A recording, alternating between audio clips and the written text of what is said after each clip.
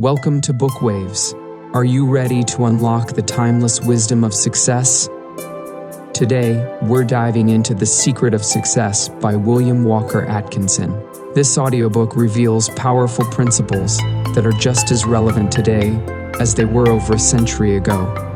If you find value in this content, don't forget to like this video, share it with a friend, and subscribe to Book Waves for more life-changing audiobooks. Let's ride this wave of success together.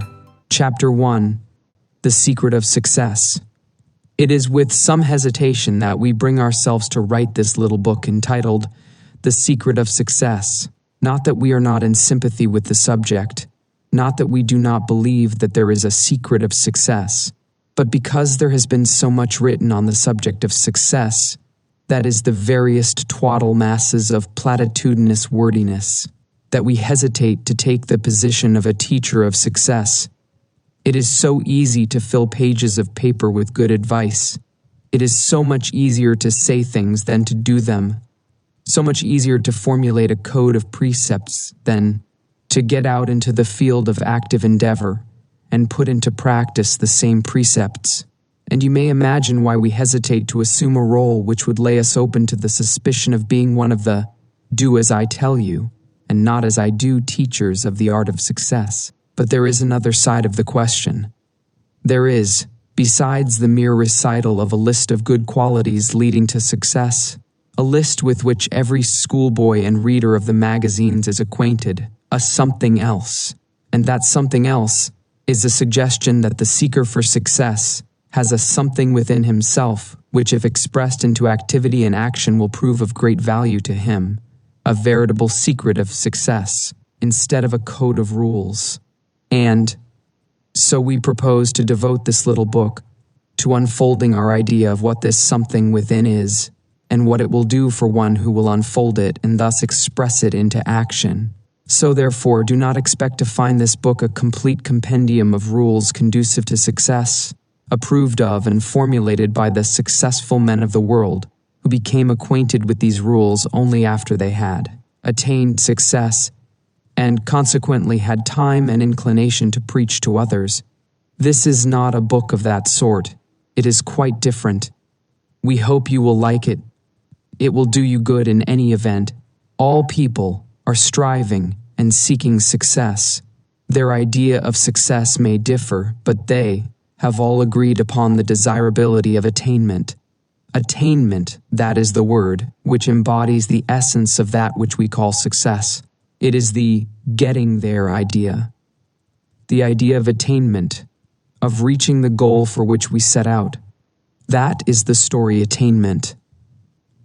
Many men and women have endeavored to point out the way to success, and while some have rendered valuable service to those who were following them on the path of attainment, yet none have been able to tell the whole story of success. And this is not to be wondered about, for the reason that on the road to success each and every individual must be, in a measure, a law unto himself or herself. No two temperaments are exactly alike. Nature delights in variety. No two sets of circumstances are precisely the same. Infinite variety manifests here also. And so it would be folly to attempt to lay down rules of universal application, which would surely lead all to the great goal of success. One has but to look around him on all sides and see the different needs of the different individuals composing the crowd in order to recognize the futility of any attempt to lay down lines of universal instruction on this subject. Each and every man who has succeeded has done so in a different way, generally along some original lines of action. In fact, the faculty or characteristic known as individuality seems to have played an important part in the success of the majority of persons who have attained it, and individuality renders those possessing it to a marked degree to be likely to depart from any set of rules or laid out courses of action. And so, it may be stated as a general principle that each must work out his own success along the lines of his own individuality, rather than by following any set rule or line of conduct. In view of what we have just said, it may seem strange that, feeling as we do, we have ventured to write a little book entitled The Secret of Success, particularly as we have started the said book by declaring the impossibility of laying down any set rules on the subject. This may seem like a paradox, but a little examination will show you that it is not so. It is true that we believe that each and every person must work out his own success along the lines of his own individuality, instead of along some cut and dried plan. And right here is where the secret of success comes in. Along the lines of his own individuality, we have just said. Then it must follow that one must possess individuality before he may work along its lines. And in the measure that he possesses individuality, so will he possess the first prerequisite for success. And that is what we mean by the secret of success, individuality. Every person possesses dormant and latent individuality, but only a few allow it to express itself. The majority of us are like human sheep trotting along complacently after some self-assertive bellwether, whose tinkling bell serves to guide our footsteps. We have absorbed the notion somehow that these bellwethers possess the sum and substance of human knowledge and power and ability to think, and instead of unfolding our own dormant powers and latent possibilities, we allow them to remain in obscurity, and we trot along, joggity-jog after our pet bellwether. People are very much like sheep in this way. They are obedient and imitative animals, and rather than assume the responsibility of directing their own footsteps, they wait until someone takes the lead, and then away they stampede after him. Is it any wonder that the leaders claim the choicest pickings for themselves and allow the flock to get only the scrubby grass? Not a bit of it.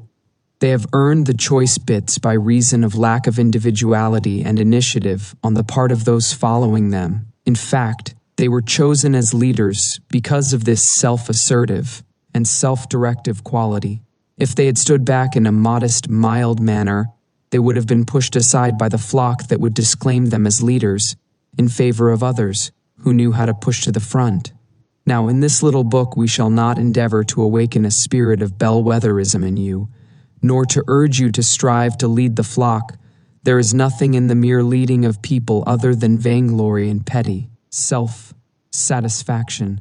The desirable thing is to possess sufficient individuality and initiative to be your own bellwether, to be a law unto yourself, so far as other men are concerned. The great men, the strong men, care nothing for the flock, which so obediently trots along after them.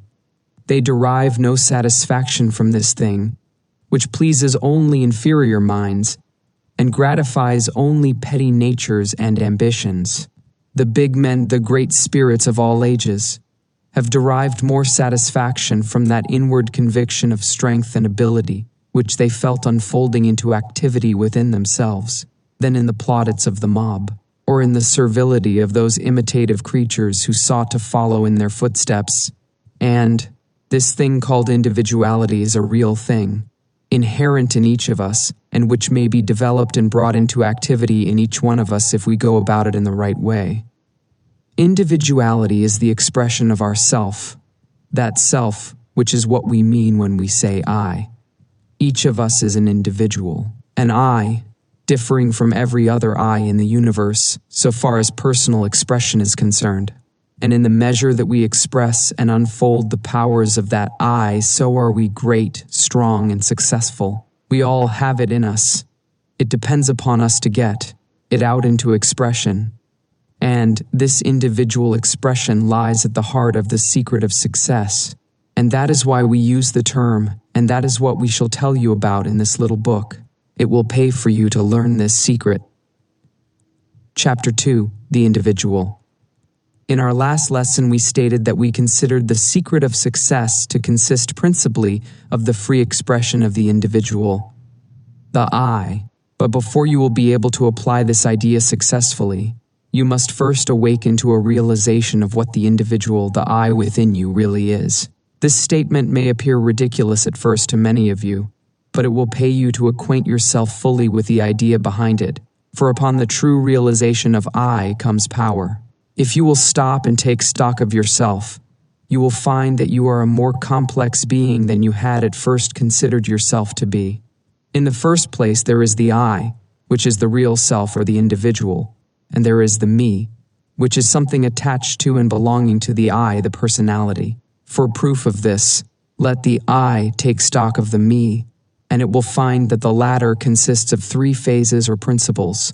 Many people are in the habit of regarding their bodies as the I part of them, but a little consideration will show them that the body is but a material covering, or machine through which and by means of which the I is able to manifest itself. A little thought will show that one may be vividly conscious of the I am part of himself, while totally oblivious of the presence of the physical body. This being so, it follows that the I is independent of the body, and that the latter falls into the me classification. The physical body may exist after the I has left it. The dead body is not the I. The physical body is composed of countless particles, which are changing places every moment of our lives. Our body of today is entirely different from our body of a year ago. Then comes the second principle of the me, the vital energy, or what many call life. This is seen to be independent of the body, which it energizes, but it too is transitory and changeable, and readily may be seen to be but a something used to animate and energize the body, an instrument of the I, and therefore a principle of the me. What, then, is left to the I to examine and determine its nature? The answer that comes naturally to the lips is, the mind, by which I know the truth of what you have just said. But stop a moment, you have said, speaking of the mind, by which I know. Have you not, in saying this, acknowledged the mind to be a something through which the I acts? Think a moment. Is the mind you? You are aware that your mental states change. Your emotions vary, your feelings differ from time to time. Your very ideas and thoughts are inconsistent and are subject to outside influences, or else are molded and governed by that which you call I, or your real self.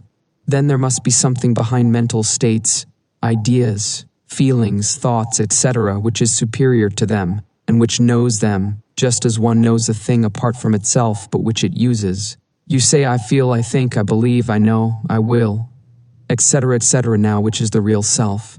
The mental states just mentioned, or the I, which is the subject, or real cause of the mental phenomena. It is not the mind that knows, but the I which uses the mind in order to know. This may seem a little abstruse to you if you have never made a study of the subject, but think it over a little and the idea will clearly define itself in your mind. We are not telling you these things merely to give you an idea of metaphysics, philosophy, or psychology. There are many books that go into these matters at length and in detail, so it is not for that reason. The real reason is that with a realization of the I, or real self, comes a sense of power that will manifest through you and make you strong. The awakening to a realization of the I, in its clearness and vividness, will cause you to feel a sense of being and power that you have never before known. Before you can express individuality, you must realize that you are an individual, and you must be aware of this I within you before you can realize that you are an individual.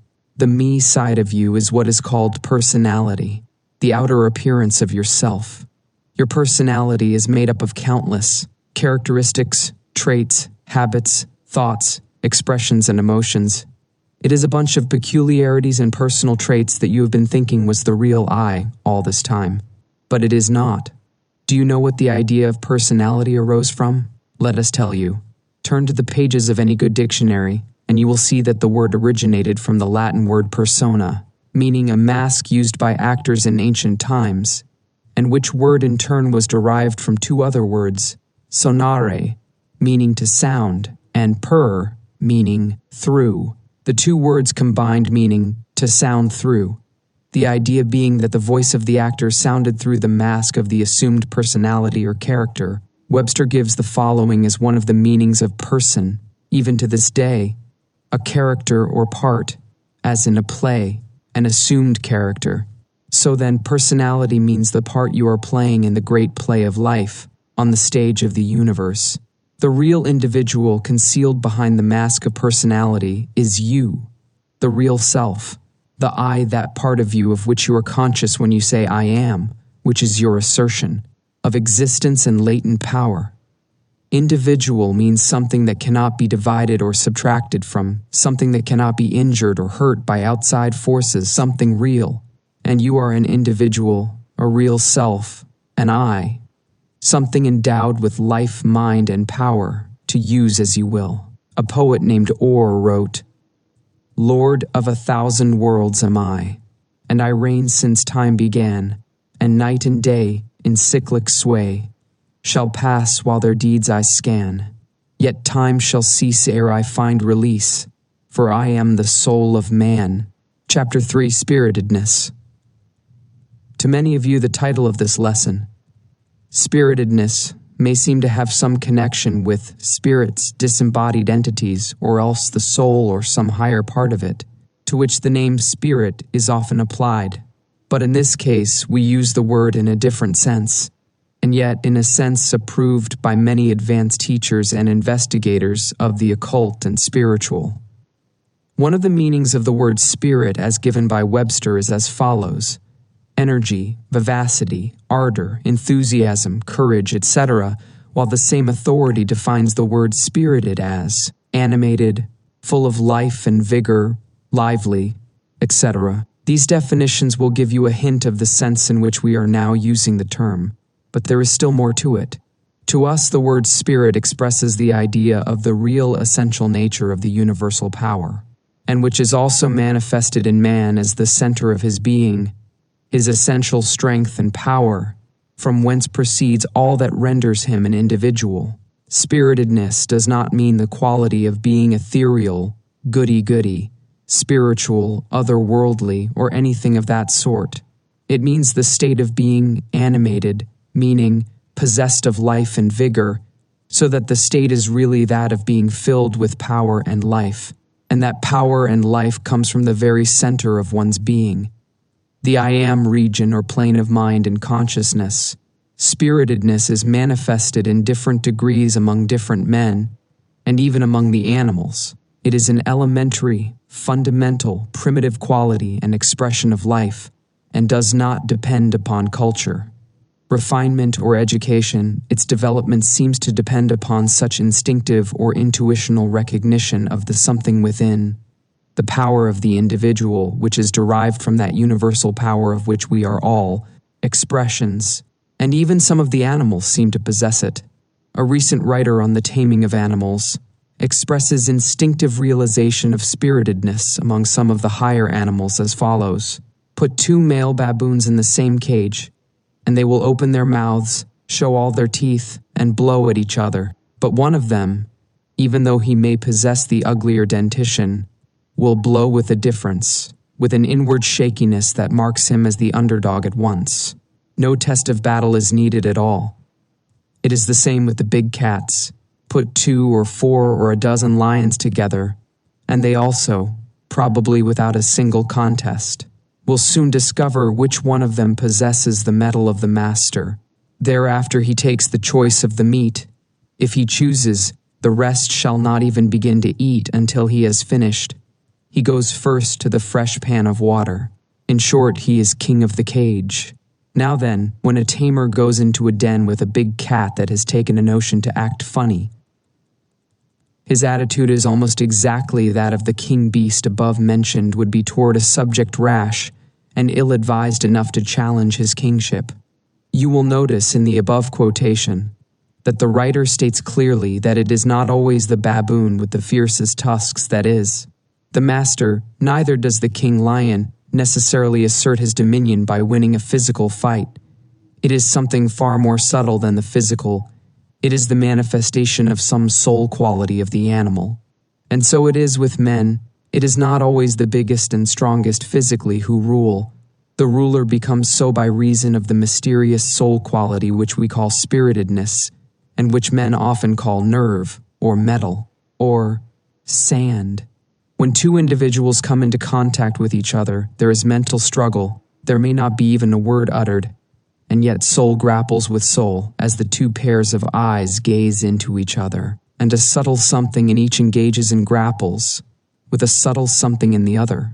It may be all over in a moment, but the conflict is settled for the time, and each of the mental combatants knows that he is victor or defeated, as the case may be.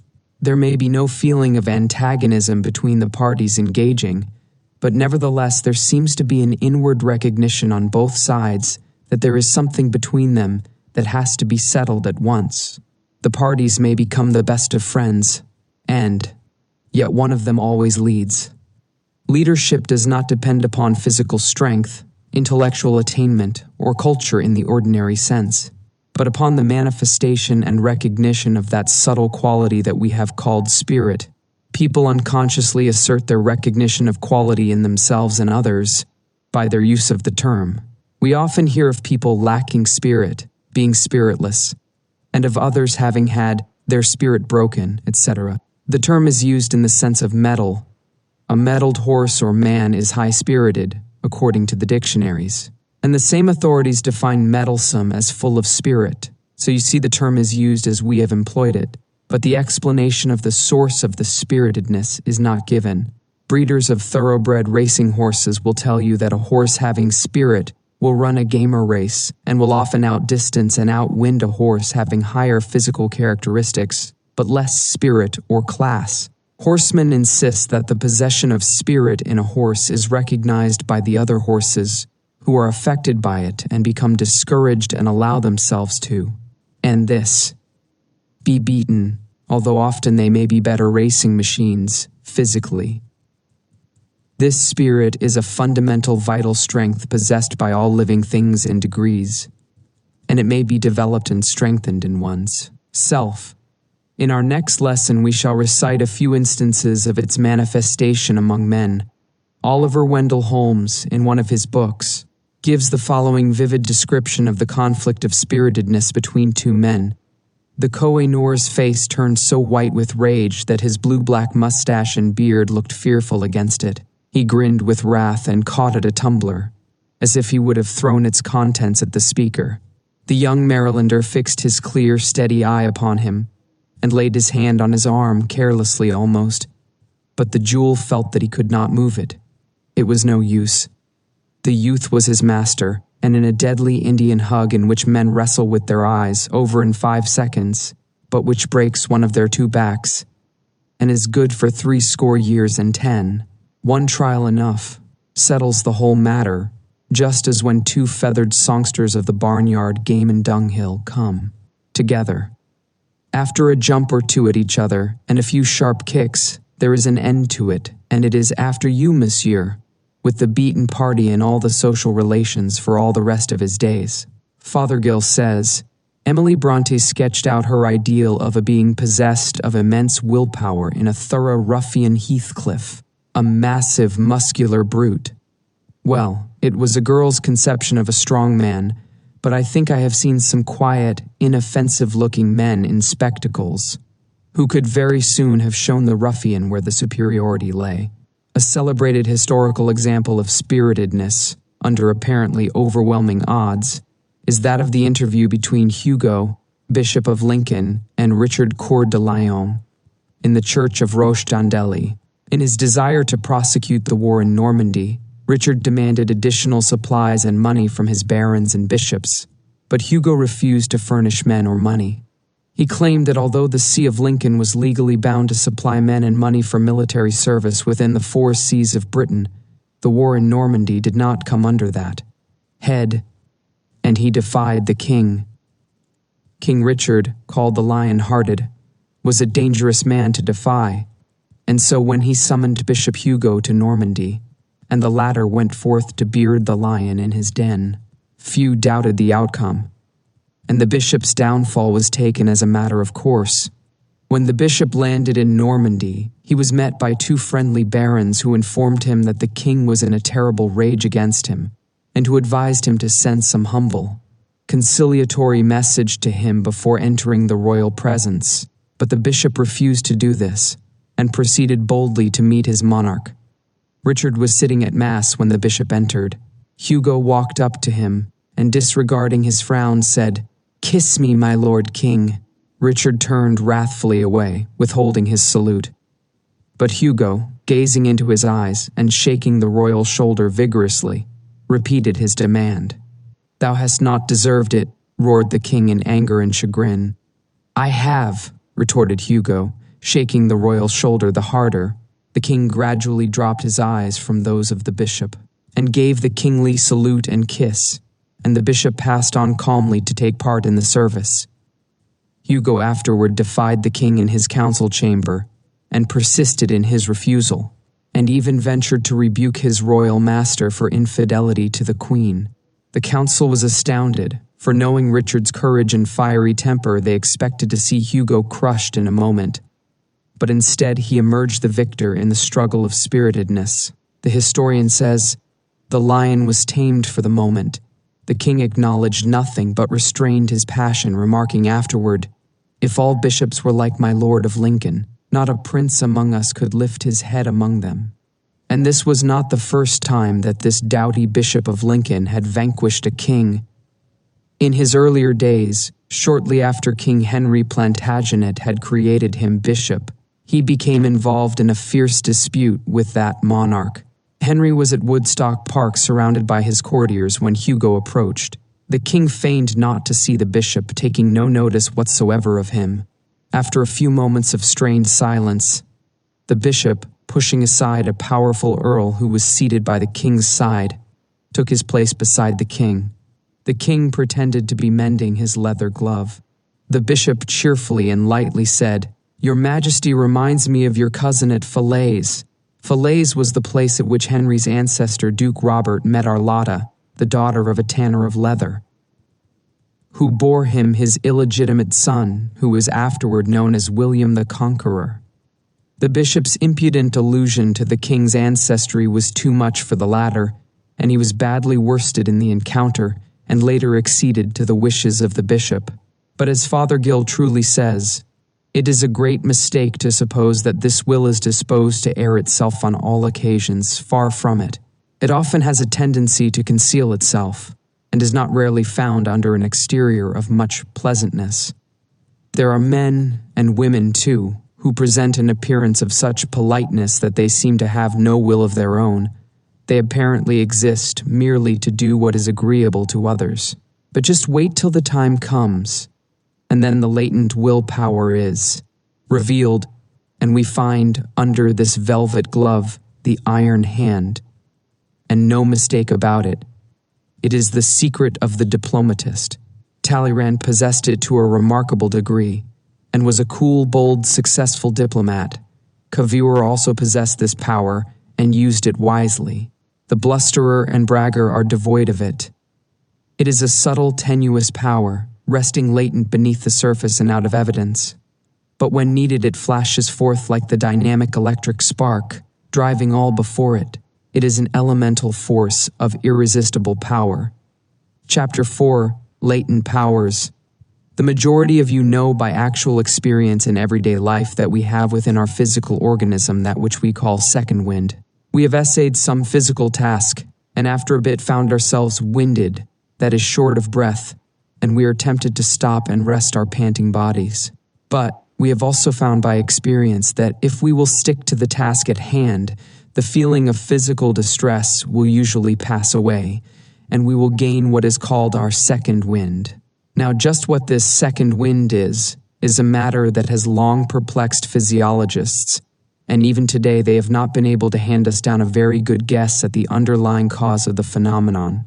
It seems to be a fresh start acquired by reason of the opening up of reserve stores of vital energy, latent physical power stored away for such emergencies. All persons who have engaged in athletic sports know very well the details of this peculiar physiological phenomenon. Its actuality is too firmly established to admit any doubt, and, as is often the case, examination shows a curious parallel between the working of nature on the mental plane and on the physical. Just as there is a physical second wind, so is there a mental reserve force or latent energy upon which we can draw and thus get a fresh start. The phenomena attendant upon physical second wind, as noted above, is almost exactly duplicated by certain mental phenomena. We may be jaded while performing some tedious bit of mental work, and we begin to feel that we are all in, when lo, some mysterious new energy flows in and away. We are off with a full mental second wind, doing our work with a freshness, vigor, and enthusiasm, far surpassing the original effort. We have tapped into a fresh source or supply of mental energy. The majority of us have little or no conception of the reserve mental energies and forces contained within our being. We jog along at our customary gait, thinking that we are doing our best and getting all out of life that there is in it, thinking we are expressing ourselves to our utmost capacity.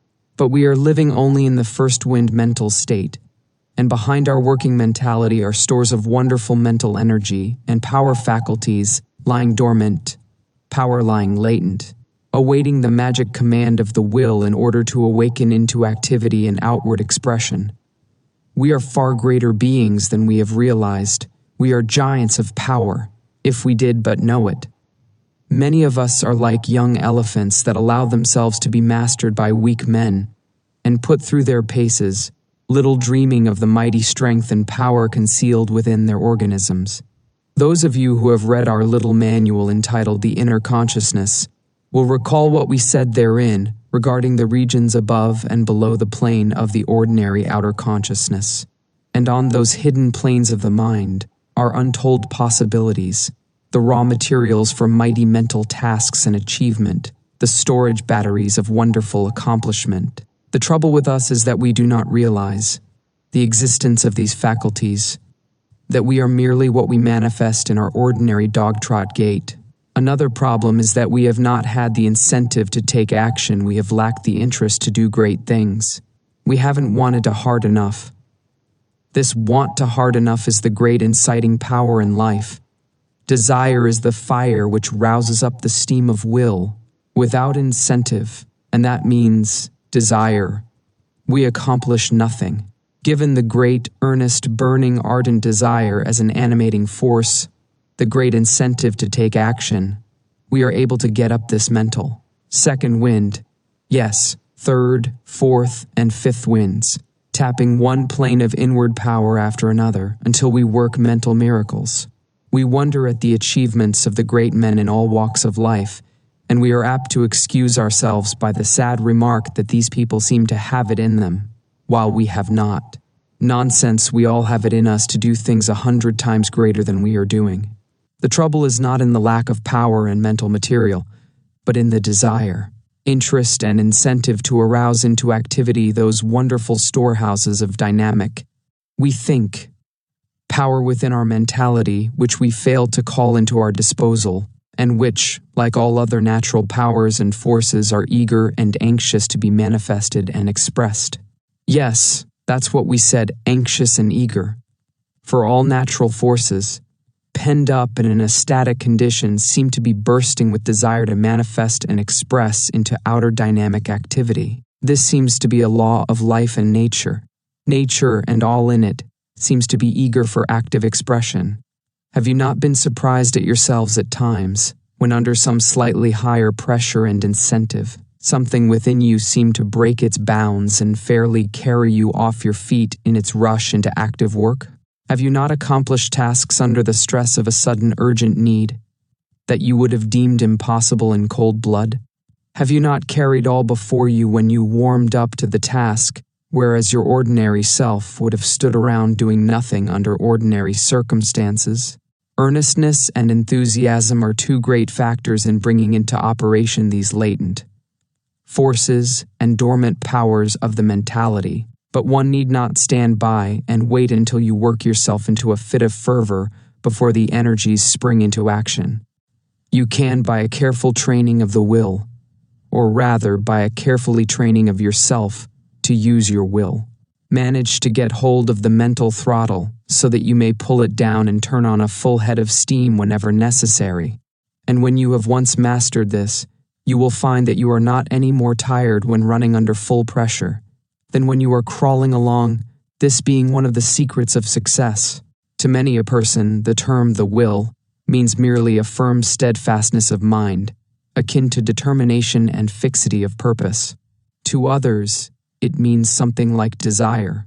To others, it means the power of choice, etc. But to occultists, the will is something far more than these things.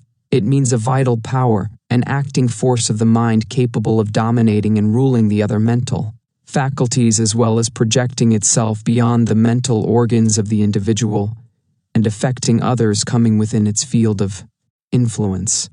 And it is in this sense that we use the word will in this lesson.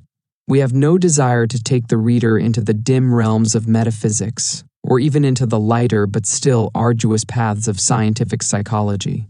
But we must acquaint him with the fact of the existence of this thing that we call willpower, and its relation to the I. Of all the mental faculties or powers, that of the will is the closest to the I or ego of the person. It is the sort of power clasped in the hand of the ego. One may divorce himself in thought from the other mental faculties and states, but when he thinks of the I, he is bound to think of it as possessing that power which we call will. The will is a primal, original power of the I, which is always with it until the end. It is the force with which he rules his mental and physical kingdom, the power by which his individuality manifests itself upon the outside world. Desire is the great motive power inciting the will to action in life. As we have shown you, the action of will without the motive power of desire is unthinkable, and therefore it follows that the culture and right direction of desire carries with it the channel of expression and manifestation of the will. You cultivate certain desires in order that the will may flow out along these channels. By cultivating the desire along certain lines, you are making channels along which the will may flow in its rush toward expression and manifestation. So be sure to map out your desire channels clearly by making the proper mental images of what you want. Be sure and make the desire channels deep and clear-cut by the force of repeated attention and autosuggestion. History is filled with examples of men who have developed the use of the will. We say developed the use rather than developed will. For man does not develop his will. His will is always there ready for use. A man develops his ability to use the will, perfects himself in its use. We have frequently used the following illustration and have not been able to improve upon it. Man is like a trolley car, with the upraised trolley pole of his mind reaching out to the live wire of will. Along that wire is flowing the current of willpower, which it taps and draws down into his mind, and by which he is able to move and act and manifest power. But the power is always in the wire, and his developing consists in the ability to raise the pole to the wire, and thus tap into its energy. If you will carry this idea in your mind, you will be able to apply this truth more easily in your everyday life. A great promoter of the steel pen and electroplating industries possesses this quality to a marked degree. It has been said of him that he had, to begin with, a strong, powerful, almost irresistible will, and whoever and whatever he opposed, he surely conquered in the end. Buxton said, "The longer I live, the more certain I am that the great difference between men, between the feeble and the powerful, the great and the insignificant, is energy, invincible determination, a purpose once fixed, and the victory or death. That quality will do anything that can be done in this world, and no talents, no circumstances, no opportunities will make a two-legged creature a man without it." In this last quotation and the one preceding it, the idea of persistence and determination is identified closely with that of will, and they are closely identified. The idea being that the will should be held close, fast, and steadily against the task to be accomplished, just as the steel chisel is held firmly up against the object on the lathe, until its work is accomplished. It is not the mere determination or persistency that does the work. These would be of no avail unless the will were there to do the cutting and shaping. But then again, there is a doubly aspect of will here. The will in one phase does the work, while in another it forces the mind to hold it up against the task. So, in a sense, the will is the power back of determination and persistency, as well as the force doing the work at the cutting edge of the chisel, as well as the firm hand that holds it to its work. Simpson has said, "A passionate desire and an unwearied will can perform impossibilities, or what would seem to be such to the cold and feeble." Disraeli said, "I have brought myself by long meditation to the conviction that a human being with a settled purpose must accomplish it, and that nothing can resist a will which will stake even existence upon its fulfillment." Foster says, It is wonderful how even the casualties of life seem to bow to a spirit that will not bow to them, and yield to subserve a design which they may, in their first apparent tendency, threaten to frustrate. When a firm, decisive spirit is recognized, it is curious to see how the space clears around a man and leaves him room and freedom. Mitchell has said, "Resolve is what makes a man manifest, not puny resolve, not crude determination, not errant purpose, but that strong and indefatigable will which treads down difficulties and danger, as a boy treads down the heaving frost lands of winter, which kindles his eye and brain with a proud pulse beat toward the unattainable. Will makes men giants. So, raise that mental trolley pole and touch the live wire of will." Chapter 5. Soul Force. You often have heard the word enthusiasm used, have used it often yourself. But have you ever thought of what the word really means? From what source it originated? What is its essential spirit? Few have. The word enthusiasm is derived from the Greek term meaning to be inspired, to be possessed by the gods, etc. The term having been originally used to designate the mental state of an inspired person who seems to be under the influence of a higher power. The term originally meant inspired by a superhuman or divine power, ecstasy, etc. It is now used, according to Webster, in the sense of enkindled and kindling fervor of soul, ardent and imaginative zeal or interest, lively manifestation of joy or zeal, etc. The word has acquired a secondary and unfavorable meaning in the sense of visionary zeal, imaginative fervor, etc. But its real and primary meaning is that ardent, lively zeal and interest in the inner forces of one's nature. Real enthusiasm means a powerful mental state exerted in favor of or against some idea. A person filled with enthusiasm seems indeed to be inspired by some power or being higher than himself. He taps on to a source of power of which he is not ordinarily conscious, and the result is that he becomes as a great magnet, radiating attractive force in all directions and influencing those within his field of influence. For enthusiasm is contagious, and when really experienced by the individual renders him a source of inductive power and a center of mental influence. But the power with which he is filled does not come from an outside source. It comes from certain inner regions of his mind or soul, from his inner consciousness. Those who have read our little manual entitled Inner Consciousness will readily understand from what part of the mentality such power is derived. Enthusiasm is really soul power, and when genuine is so recognized and felt by those coming within its field of influence. Without a certain amount of enthusiasm, no one ever has attained success and never will do so. There is no power in personal intercourse that can be compared to enthusiasm of the right sort. It comprises earnestness, concentration, and power, and there are very few people that cannot be influenced in some degree by its manifestation by another. Few people realize the actual value of enthusiasm. Many have succeeded by reason of its possession, and many have failed by reason of its lack.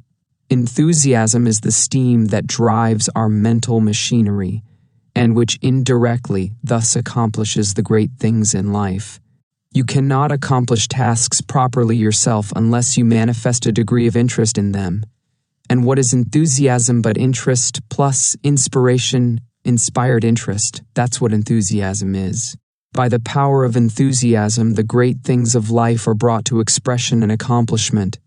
Enthusiasm is not a thing which some possess and others lack. All persons have it potentially, but only a few are able to express it. The majority is afraid to let themselves feel a thing, and then to let the feeling express itself in powerful action like the steam in an engine. The majority of persons do not know how to get up the steam of enthusiasm. They fail to keep the fires of interest and desire kindled under their mental boiler. And the consequence is they fail to get up the steam of enthusiasm. Enthusiasm may be developed by cultivating interest and love of your task. Interest, confidence, and desire arouse enthusiasm. and it remains for you to either concentrate it so that its effect will be directed straight toward the object, person, or thing that you wish to move, or else allow it to dissipate itself in the air without result. Like steam, enthusiasm may be dissipated or used. By concentrated direction it produces results, and by foolish waste and dissipation it fails to do so. The more interest you take in a thing, the greater does your confidence and desire grow, and from these arise the steam of enthusiasm. So remember always that interest is the mother of enthusiasm. The enthusiastic man naturally tends toward the optimistic frame of mind, and by doing so he diffuses an atmosphere of confident, cheerful expectation around him, which tends to inspire confidence in others, and which aids him in his endeavors. He surrounds himself with a mental aura of success. He vibrates success, and those into whose presence he comes unconsciously take on his vibrations. Enthusiasm is very contagious, and one filled with the right quality, kind, and degree of it unconsciously communicates his interest, earnestness, and expectations to others. Enthusiasm plays an important part in that which is called personal magnetism. It is a live, warm, vital mental quality, and it quickens the pulse of the one using it, and those who are affected by it. It is different from the cold-blooded indifference that one meets with so often in business, and which causes many a sale to be lost, and many a good thing to be turned down. The man who lacks enthusiasm is robbed of more than half his force of personal influence. No matter how good his arguments may be, no matter how meritorious his proposition may be, unless he possess the warm vital quality of enthusiasm, his efforts are largely wasted and his result impaired. Think over the salesmen who have approached you, and remember how some of them produced the chilling effect of a damp cellar upon you, while others caused you to sit up and take notice in spite of yourself, by reason of their earnest interest and enthusiasm. Analyze the impression produced upon you by the different people with whom you have come in contact, and then see how great an influence enthusiasm exerts. And then remember the effect it produces upon yourself, when you feel it. Enthusiasm is mental steam. Remember that, a few days ago, there was erected a tablet in one of the great colleges of the land, as a memorial to a former student in its halls. This young man saved the lives of 17 people during a great storm on the lake. He swam out after them, one by one, and brought them all in alive. He fainted away from exhaustion, and when he recovered consciousness, his first words were, "Boys, did I do my best?" The words of this young man express the great question that should urge every true seeker after success to so live and act that he may be able to answer it in the affirmative. It is not so much a question of, did I do so much, or did I do as much as someone else, as it is matter of, did I do my best? The man who does his best is never a failure. He is always a success, and if the best should be but a poor pretty thing, still the world will place the laurel wreath of victory upon his brow when he accomplishes it. The one who does his best is never a quitter or a shirker. He stays right on his job until he has bestowed upon it the very best that there is in him to give at that particular time. Such a man can never be a failure. The man who does his best is never heard asking the pessimistic question, "What's the use?" He doesn't care a whole lot about that part of it. His mind is fixed upon the idea that he is on his job and is not going to be satisfied with anything less than his best. And when one really is able to answer the great question with an honest, "Yes, I did my best," then verily, he will be able to answer the "what's the use" question properly. It is of use to have brought out the best work in oneself, if for no other reason than because it is a man-making process, a developer of the self. This infernal "what's the use" question seems to have been invented by some pessimistic imp of darkness to use in discouraging people making desperate struggles or leading forlorn hopes. It has brought down many a man into the mire of despondency and failure. Chase it out of your mind whenever it appears and replace it with the question, "Am I doing my best?" knowing that an affirmative answer settles the other question also. Anything is of use if it is in the right spirit, in a worthy cause, and because one's own manhood demands it. Yes, even if one goes down to death in the doing of it, still, it is a success. Listen to this story, told in a recent magazine article. It is a story of a sailor on the wreck of a German kerosene steamer, which dashed against the rocks of the Newfoundland coast in the early part of 1901. She had taken fire and had been run ashore on a submerged reef about 1/8 of a mile from the coast.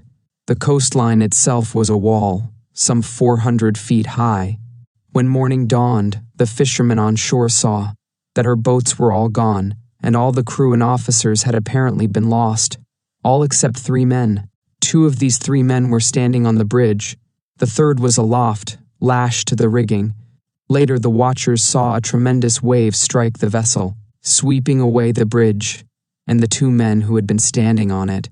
Several hours later, they saw the man in the rigging unlash him and beat his arms against his body vigorously, evidently to restore the circulation, which had been almost stopped by the lashing and the extreme cold.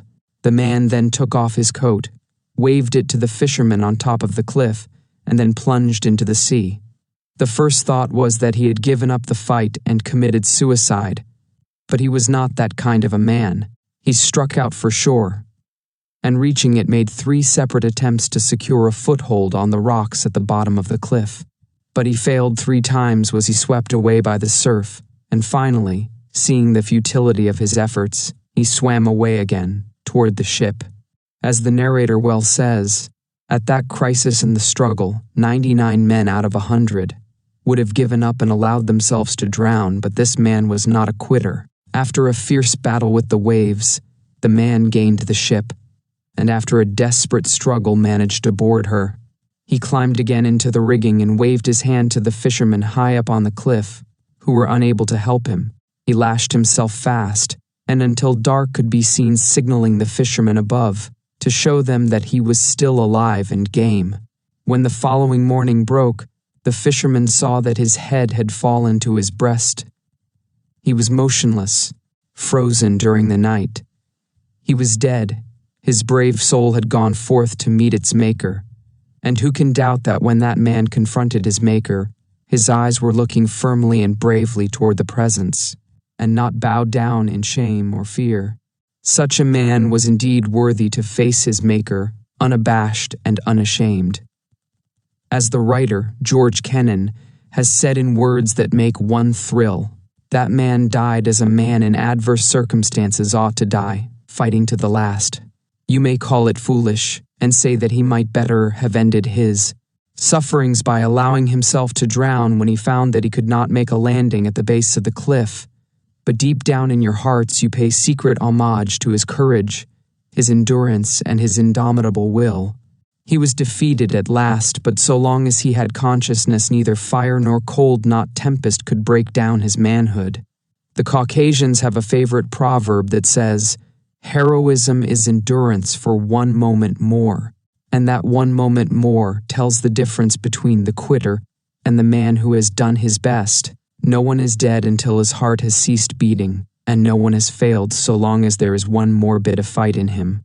And that 1 moment more often is the moment in which the tide turns, the moment when the enemy relaxes his hold and drops back beaten. Chapter 6. The Power of Desire. What is desire? Let us see.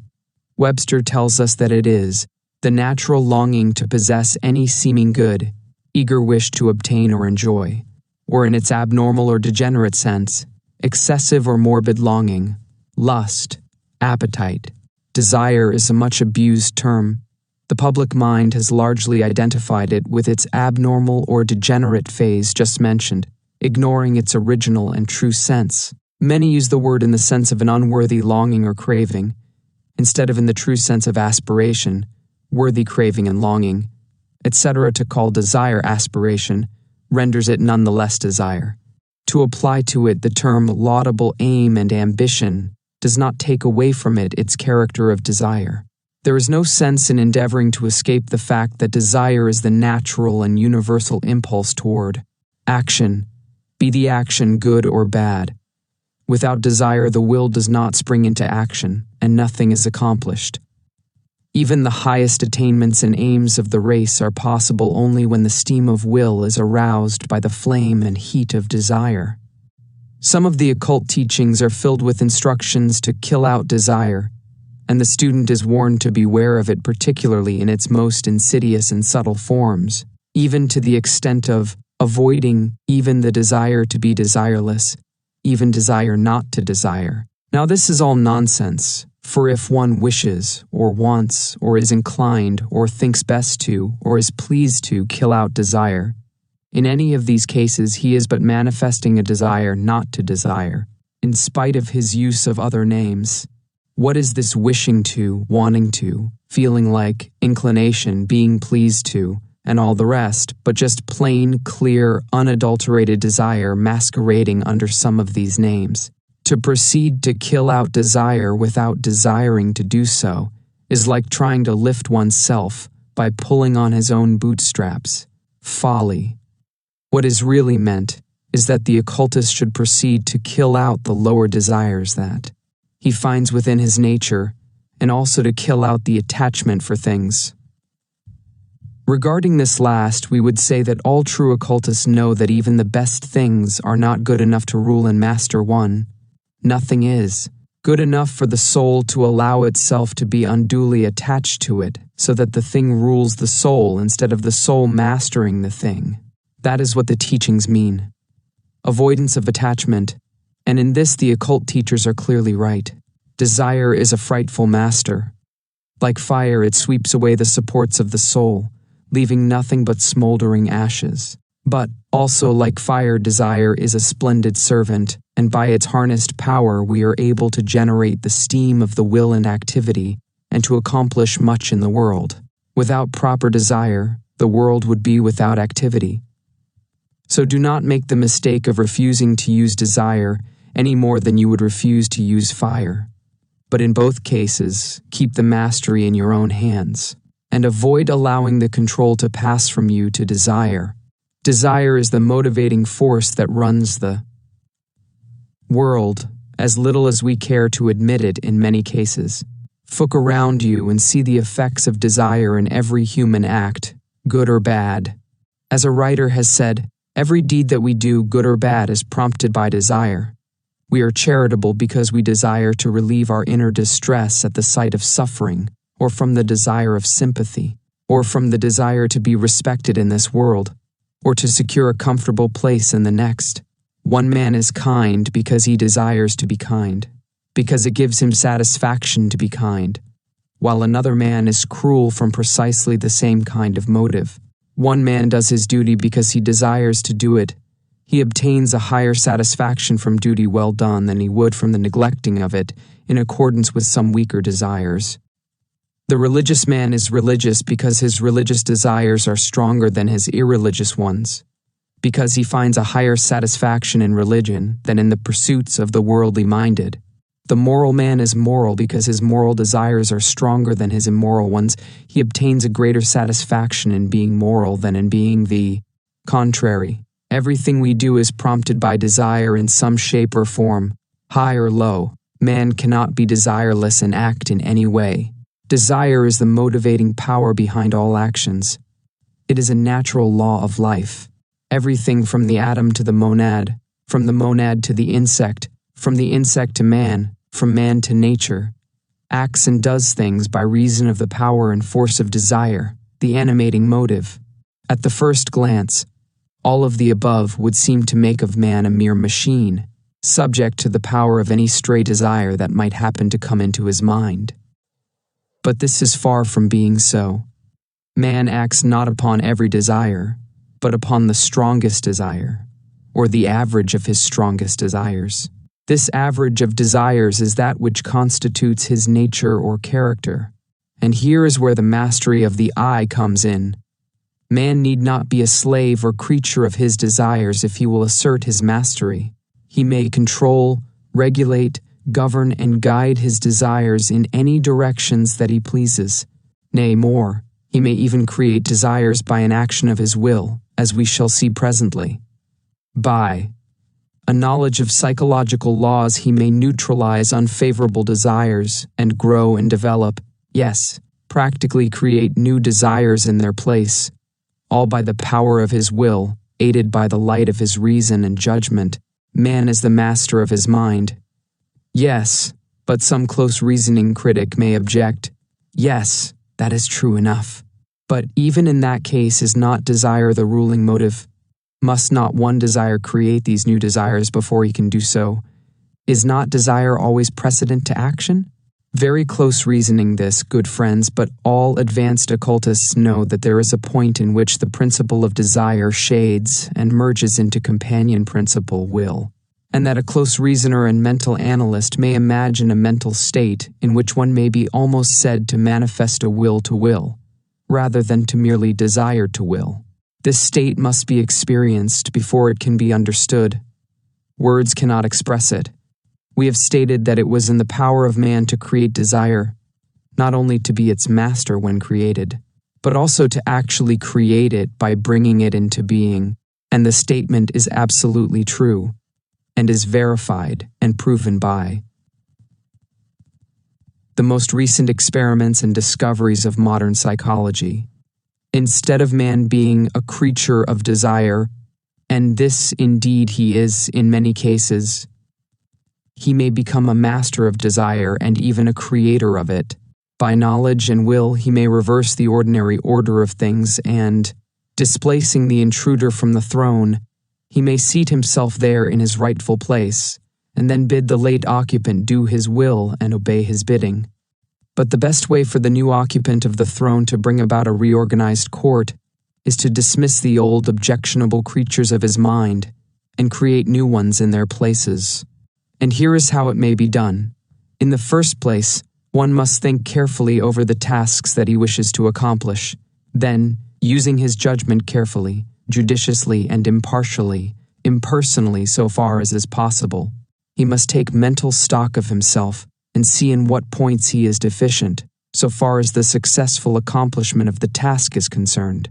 Then let him analyze the task before him in detail, separating the matter into as many clear defined divisions as possible, so that he may be able to see the thing as it is, in detail as well as in its entirety. Then let him take a similar inventory of the things which seem necessary of the accomplishment of the task, not the details that will arise only as the work progresses day by day, but the general things which must be done in order that the task is brought to a successful conclusion. Then, having taken stock of the task, the nature of the undertaking, and one's own qualifications and shortcomings, then begin to create desire. According to the following plan, the first step in the creation of desire is that of the forming of a clear, vital mental image of the qualities, things, and details of the undertaking, as well as of the completed whole. By a mental image, we mean a clear-cut, distinct mental picture in the imagination of the things just named. Now, do not turn away with an impatient motion at the mention of the word imagination. That is another word that you have only a mistaken idea of. Imagination means far more than the mere idle, fanciful use of that part of the mind that is believed by people to be all there is to it. It isn't all, by a long way. In fact, the fanciful part may be said to be merely a shadow of the real imaginative effort. Imagination is a real thing. It is a faculty of the mind by which it creates a matrix, mold, or pattern of things, which the trained will and desire afterward materializes into objective reality. There has been nothing created by the hands and mind of man which did not have its first origin in the imagination of someone. Imagination is the first step in creation, whether of worlds or trifles. The mental pattern must always precede the material form, and so it is in the creation of desire.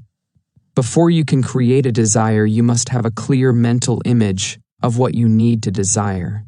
You will find that this task of creating a mental image is a little harder than you had expected at the start. You will find it hard to form even a faint mental picture of that which you need. But be not discouraged and persevere, for in this, as everything else, practice makes perfect. Each time you try to form the mental image, it will appear a little clearer and more distinct, and the details will come into a little more prominence. Do not tire yourself at first, but lay aside the task until later in the day, or tomorrow. But practice and persevere, and you will soon be able to see mentally the things you need, just as clearly as a memory picture of something you have already seen. We shall have more to say on this subject of mental imagery and imagination in subsequent lessons. Then, after having acquired the clear mental image of the things you wish to desire, and thus attain, cultivate the focusing of the attention upon these things. The word attention is derived from the Latin word attendere, meaning to stretch forth. The original idea being that in attention the mind was stretched forth or extended toward the object of attention. And this is the correct idea, for that is the way the mind operates in the matter. Keep the ideas before your attention as much as possible, so that the mind may take a firm grasp upon them and make them a part of itself. By doing this, you firmly impress the ideas upon the wax tablet of the mind, thus having fixed the idea clearly in your mind by means of the imagination and attention, until, as we have said, it becomes a fixture there. Begin to cultivate an ardent desire, longing, craving. Demand for the materialization of the things. Demand that you grow the qualities necessary for the task. Demand that your mental pictures materialize. Demand that the details be manifested as well as the whole, making allowance for the something better, which will surely arise to take the place of the original details. As you proceed, the inner consciousness will attend to these things for you. Then desire firmly, confidently, and earnestly. Be not half-hearted in your demands and desires. Claim and demand the whole thing, and feel confident that it will work out into material objectivity and reality. Think of it, dream of it, and always long for it. You must learn to want it the worst way. Learn to want it hard enough. You can attain and obtain many things by wanting them hard enough. The trouble is with most of us that we do not want things hard enough. We mistake vague cravings and wished for earnest, longing, demanding desire and want. Get to desire and demand the thing just as you demand and desire your daily meals. That is, wanting it the worst way. This is merely a hint. Surely you can supply the rest if you are in earnest and want to hard enough. Chapter 7. The Law of Attraction. There is in nature a great law, the law of attraction, by the operations of which all things, from atoms to men, are attracted toward each other in the degree of the common affinity of common use. The reverse of this law, which is merely another manifestation of its power, is what is called repulsion, which is but the other pole of attraction, and by the operations of which things tend to repel each other in the degree that they are unlike, opposing, or of no use to each other. The law of attraction is universal, on all the planes of life, from the physical to the spiritual. Its operations are uniform and constant, and we may take the phenomena of one plane and thereby study the phenomena of another plane, for the same rule applies in each case. The same law is in operation in the same way. Beginning with the tiny particles of which the atoms are formed, we find manifested the law of attraction. Certain particles attract each other and repel others, thereby causing to spring into existing groups, combinations and colonies of particles which, being in agreement and harmony, manifest and constitute what are called atoms, which until recently were supposed to be the primal form of matter. Passing on the atoms themselves, we find many degrees of affinity and attraction existing between them, which cause them to combine and form into molecules of which all masses of matter consist. For instance, every drop of water is composed of countless molecules of water, and each molecule is composed of 2 atoms of hydrogen and 1 atom of oxygen, the combination always being the same in every molecule of water. Now, why do these atoms combine in just this way, the same invariable grouping and proportion? Not by chance, surely, for there is no such thing in nature.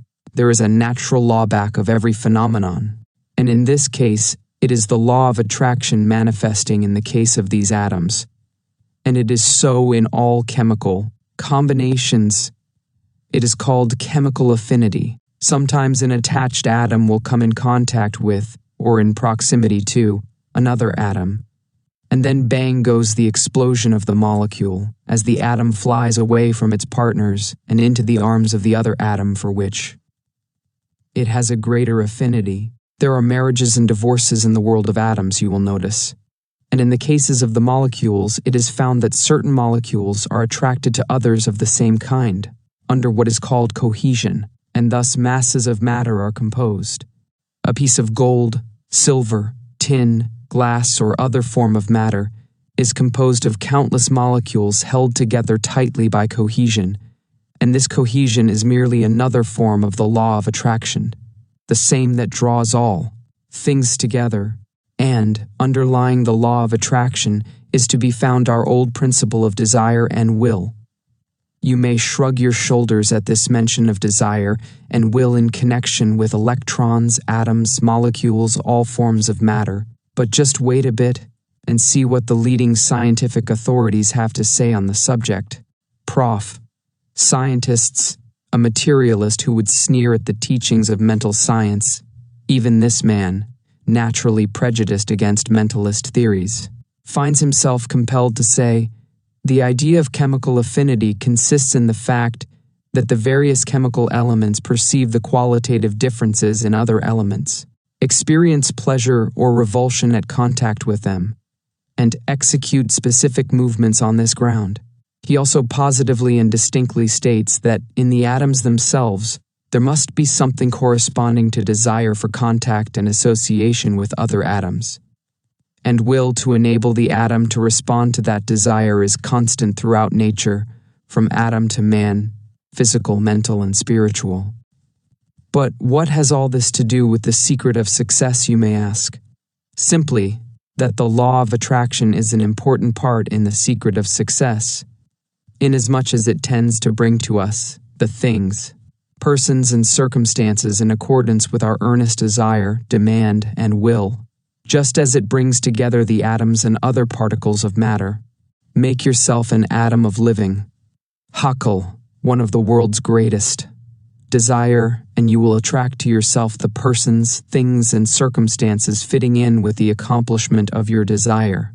You will also get into rapport with those who are working along the same lines of thought and will be attracted them and they to you, and you will be brought into relations with persons, things, and environments likely to help you work out the problems related to your desires. You will get next to the right persons and things, all by the operation of this great natural law of attraction. No necromancy or magic about it at all. Nothing supernatural or mysterious. Just the operations of a great natural law. You can do little by yourself in life, be you ever so strong and able. Life is a complex thing, and individuals are interdependent upon each other for the doing of things. One individual, segregated from all other individuals, could accomplish little or nothing along the lines of outer activity. He must form combinations, arrangements, harmonies, and agreements with others, and in accordance with environments and things.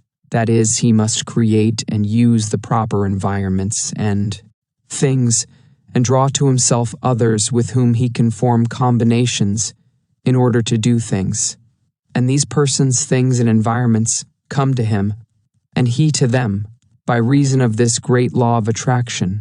And the way he sets into operation this great law of attraction is by the operation of his desire, and along the lines of mental imagery. Do you see the connection now? So be careful to form, cultivate, and manifest the right desires. Hold to them firmly, strongly, and constantly, and you will set into operation this great law, which forms an important part of the secret of success. Desire force is the motive power leading the activities of life. It is the basic vital power which animates the minds of living things and urges them forth to action. Without strong desire, no one accomplishes anything worthy of the name. And the greater the desire, the greater will be the amount of energy generated and manifested, everything else being equal. That is to say, that given a dozen men of equal intellect, physical health, and mental activity, equal in everything else except desire, in short, the ones in whom the greatest desire resides and is manifested will outstrip the others in attainment. And of these winners, the one in whom desire bums like an unquenchable flame will be the one who will master the others by the force of his primitive elementary power. Not only does desire give to the man that inward motive, which leads to the unfoldment of the power within himself, but it does more than this. It causes to radiate from him the finer and more subtle mental and vital forces of his nature, which flowing forth in all directions like the magnetic waves from the magnet, or the electric waves from the dynamo, influence all who come within the field of force. Desire force is a real, active, effective force of nature, and serves to attract, draw, and bring to a center that which is in line with the nature of the desire. The much talked of law of attraction, of which so much is heard in mental science and the New Thought, depends largely upon the force and power of desire. Desire force is at the center of the law of attraction.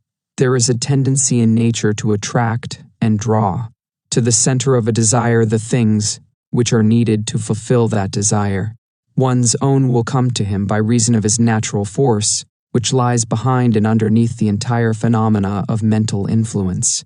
This being so, does it not become at once apparent why one who wishes to accomplish anything should be sure to create a strong desire for it, and at the same time be sure to acquire the art of visualization so as to form a clear mental picture of the thing desired, a clear mold in which the materialized reality may manifest? Have you ever come in contact with any of the great men of modern business life? If you have seen these people in action, you will have become conscious of a subtle, mysterious something about them, a something that you could actually feel, a something that seemed to draw you to fit into their schemes, plans, and desires almost by an irresistible force. All of these people exhibit the strongest kind of desire. Their desire force manifests strongly and affects those with whom they come in contact. Not only this, but their desire force flows from them in great waves, which occultists inform us soon manifests a circular or whirlpool-like motion. Swinging around and around the center of the desire, these men become actual cyclones of desire into which nearly everything that comes within its sweep is affected and drawn into the vortex. Have we not evidence of this in the cases of all the great leaders of men? Can we not see the operation of that mighty law of attraction which brings to them their own? We are apt to call this willpower, and so it is in a way, but back and under the will in such cases is to be found the ardent, burning desire that is the motive force of the attractive power. This desire force is a primitive, elemental thing. It is found in the animal kingdom, and among the lower races of men, perhaps more clearly than among the higher types of men, but only because in such instances it is seen stripped of the covering, sheaths, disguises, and masks that surround the more civilized forms and planes of life. But remember this well, the same principle is manifested under and beneath the polished veneer of civilized life. The desire force of the cultured leader of men is as elemental as that animating. The fierce and shaggy caveman or the wild berserker who, naked and half-mad, rushed upon overwhelming hordes of his enemy, brushing them aside like flies. That is, if you will but look beneath the polished surface. In the old wild days, desire manifested its force on the physical plane. Now it manifests on the mental plane. That is the only difference. The force is the same in both cases. While we write, there has just been produced on stage a new play that illustrates this principle. The heroine, the daughter of an old New York family of high social standing and wealth, has a dream of her life in a former incarnation, in which she sees herself torn from the arms of her cave-dweller father by the mighty arms of a fierce savage chief, whose desire is manifested through the physical. She awakens from her dream, and to her horror soon discovers the face of her dream captor on a man who comes into her father's life in New York. This man comes from the West, forceful, resourceful, and desirous, beating down all before him in the game of finance. As of old, he places his foot not on the neck of his enemies, but on the mental plane, this time, instead of the physical. The same old desire for power is strong within him. The same old masterfulness manifests itself. This man says, "I have never quit. I have never been afraid." The same old desire then flamed up in the savage now manifests in the master of Wall Street, and between the force of its attraction and the coupled and allied force of his will, he repeats the performances of his previous incarnation, but on the plane of mental force and achievement this time. Mind, not muscle, being the instrument through which the desire manifests.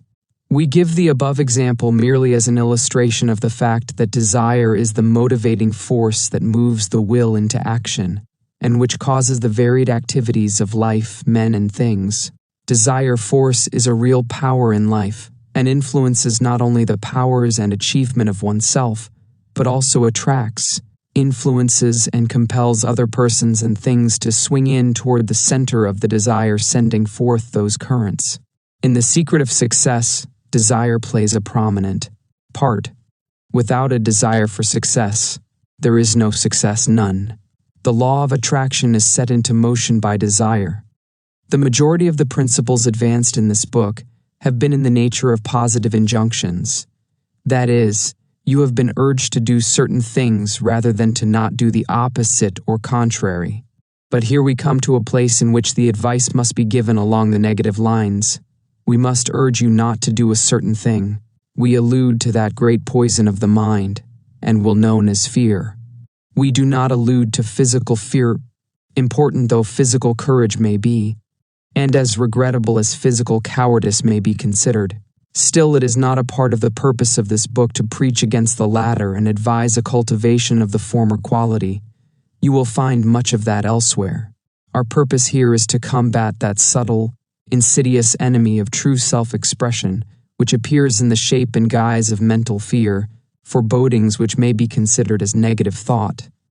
Just as the other principles mentioned in this work may be considered as positive thought, fear thought is that condition of the mind in which everything is seen through blue glasses, in which everything seems to bring a sense of the futility of endeavor, the I can't principle of mentality, as contrasted with the I can and I will mental attitude.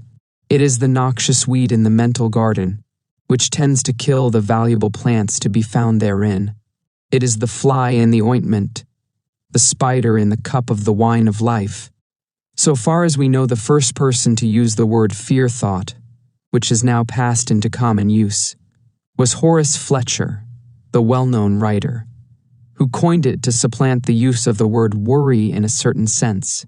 He had pointed out that anger and worry were the two great hindrances to a well-balanced, advanced, and progressive mentality. But many misunderstood him and urged that to abolish worry meant to cease taking any consideration of the morrow, a lack of common prudence and forethought.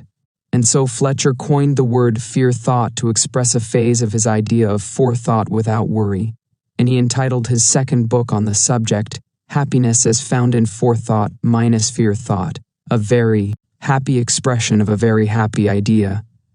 Fletcher also was the first to advance the idea that fear was not a thing in itself, but merely an expression of fear thought, a manifestation of the state of mind known as fear thought. He and others who have written on the subject have taught that fear might be abolished by the practice of abolishing fear thought from the mind, by driving it out of the mental chamber, and the best teachers have taught that the best way to drive out fear was by cultivating the thought of the opposite quality of mind, by compelling the mind to dwell upon the mental picture of the desirable quality, and by the appropriate auto-suggestions. The illustration has often been stated that the way to drive darkness from a room is not to shovel it out, but to throw open the shutters and let the sunlight stream in. And that is the best way to neutralize fear thought. The mental process has aptly been spoken of as vibrations, a figure that has a full warrant in modem science. Then, by raising the vibrations to the positive pitch, the negative vibrations may be counteracted. By cultivating the qualities recommended in the other lessons of this book, fear thought may be neutralized. The poison of fear thought is insidious and subtle, but it slowly creeps through the veins until it paralyzes all useful efforts and action, until the heart and brain are affected and find it difficult to throw it off. Fear thought is at the bottom of the majority of failures and going down in life. As long as a man keeps his nerve and confidence in himself, he is able to rise to his feet after each stumble and face the enemy resolutely. But let him feel the effects of fear thought to such an extent that he cannot throw it off, and he will fail to rise and will perish miserably.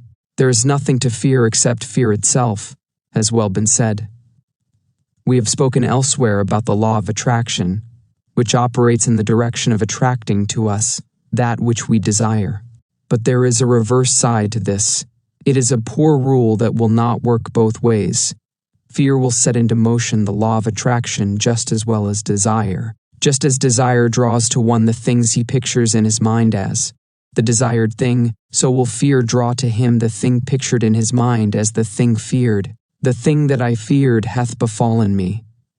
And the reason is very simple, and the apparent contradiction vanishes when we examine the matter. What is the pattern upon which the law of attraction builds under the force of desire? The mental image, of course. And so it is in the case of fear the person carries about the mental image or haunting picture of the feared thing, and the law of attraction brings it to him just as it brings the desired thing. Did you ever stop to think that fear was the negative pole of desire? The same law works in both cases.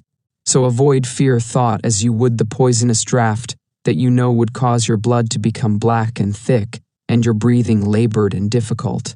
It is a vile thing, and you should not rest content until you have expelled it from your mental system. You can get rid of it by desire and will, coupled with the holding of the mental image of fearlessness. Drive it up by cultivating its opposite. Change your polarity. Raise your mental vibrations. Someone has said, "There is no devil but fear." Then send that devil back to the place where he properly belongs. For if you entertain him hospitably, he will make your heaven a hell in order that he may feel at home. Use the mental big stick on him. Chapter 8. Personal Magnetism. We hear much about personal magnetism these days. It is a peculiar quality of the mental being of the individual that serves to bring other persons into a mood or state of mind sympathetic with that of the magnetic person. Some men have this quality developed to a wonderful extent, and are able to bring about a harmonious agreement on the part of other persons in a short time, while others are almost entirely deficient in this respect, and their very presence tends to arouse antagonism in the minds of others. The majority of people accept the idea of personal magnetism without question, but few will agree upon any theory attempting to account for it. Those who have studied the matter carefully know that the whole thing depends upon the mental states of the individual, and upon his ability to cause others to catch his mental vibrations. This catching is caused by what is known as mental induction. Induction, is that property or quality, or process by which one body having electrical or magnetic polarity produces it in another without direct contact. And mental induction is a manifestation of similar phenomena on the mental plane. People's mental states are catching or contagious, and if one infuses enough life and enthusiasm into his mental states, they will affect the minds of persons with whom they come in contact. We have explained this matter in detail in the little book of this series entitled Practical Mental Influence. It seems to us that the prime factor in successful mental induction or manifestations of personal magnetism is enthusiasm. In another lesson in this book, we have told you about enthusiasm. And when you think of personal magnetism, it will be well for you to read what we have said about enthusiasm also. Enthusiasm gives earnestness to the person, and there is no mental state so effective as earnestness.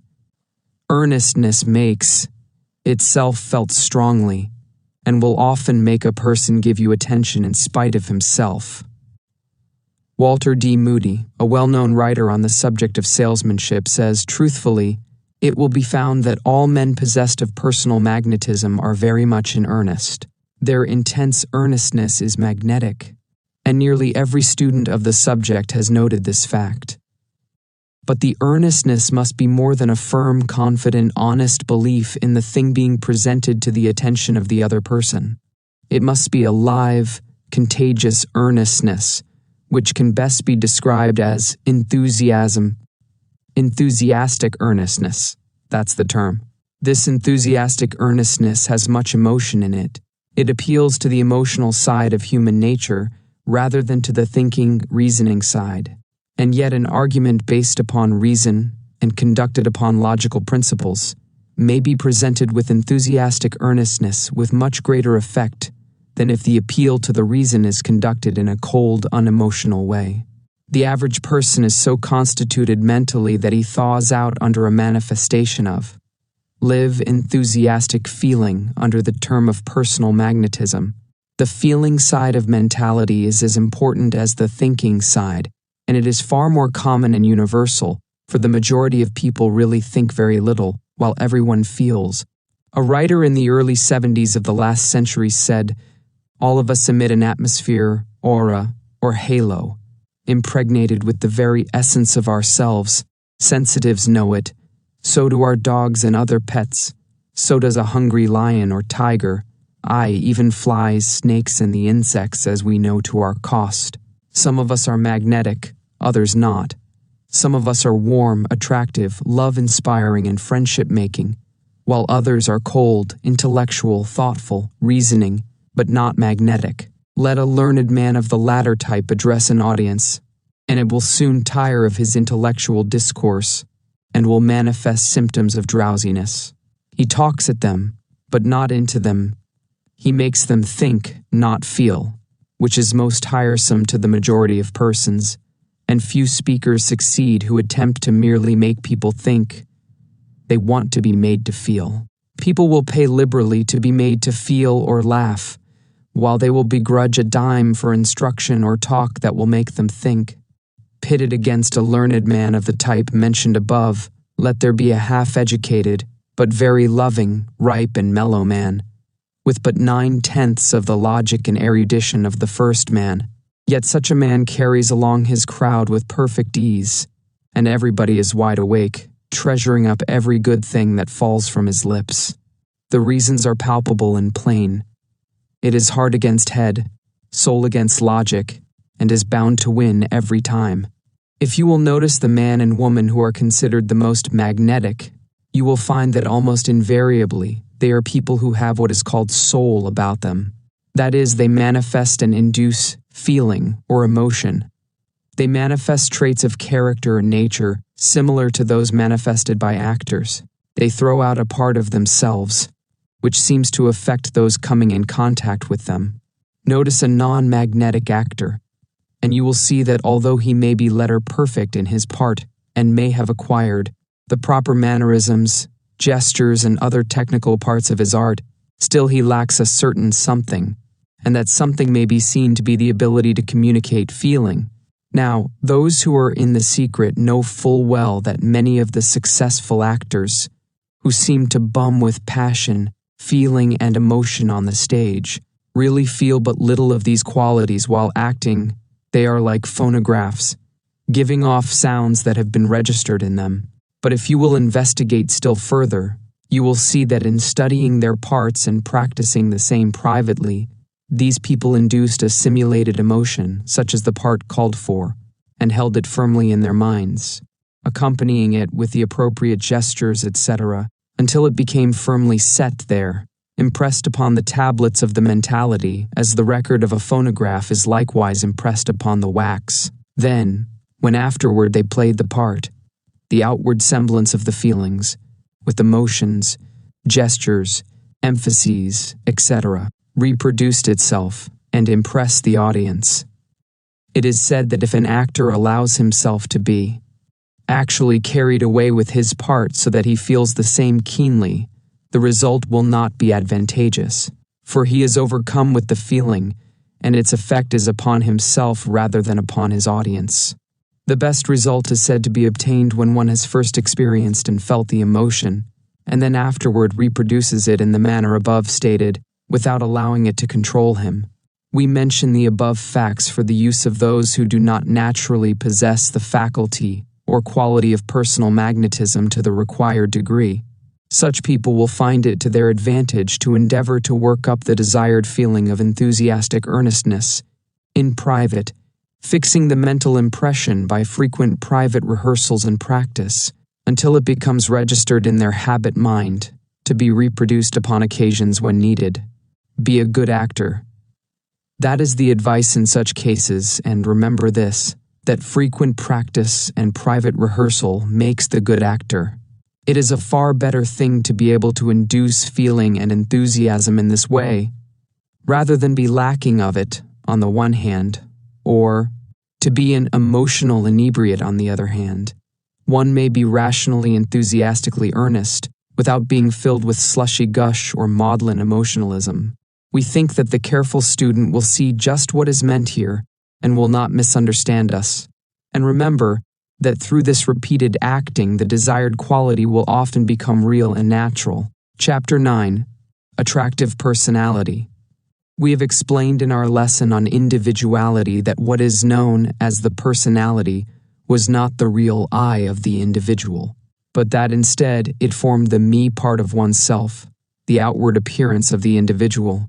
As we have told you, the word personality really means the mask aspect of the individual, the outward appearance of the part in the great drama of life that he is playing. And just as the actor may change his mask and costume, so may the individual change, alter and replace his personality by other features found desirable. But nevertheless, while the personality is not the real I, it plays an important part in the drama of life, particularly as the audience pays more attention to the personality, as a rule, than it does to the real individual behind the mask. And so it is proper that every individual should cultivate and acquire a personality that will prove attractive to his audience and render him acceptable to them. No, we are not preaching deception. We regard individuality as the real self, and believe that one should build himself up to his highest and best according to the laws of individual unfoldment. But, nevertheless, so long as one must wear a personality about him as he goes through life, we believe that it is not only to his advantage, but is also his duty to make that personality as pleasing and attractive as he is able to. You know that no matter how good, intelligent, and high-minded a man may be, if he wears the mask of an unattractive and unpleasant personality, he is placed at a disadvantage, and drives away people whom he might benefit, and who would be glad to love him if they could see behind his unattractive mask. Nor are we speaking of one's personal physical appearance when we speak of unattractive and attractive masks. While one's physical appearance goes a good way in some cases, there is a charm of personality that far transcends that fleeting appearance. There are many persons having beautiful faces and forms whose personality is far from charming and who repel rather than attract. And there are others whose faces are homely and whose forms are far from shapely, who have, nevertheless, that winning way about them that attracts others to them. There are people whom we are always glad to see, and whose charm of manner makes us forget that they are not beautiful.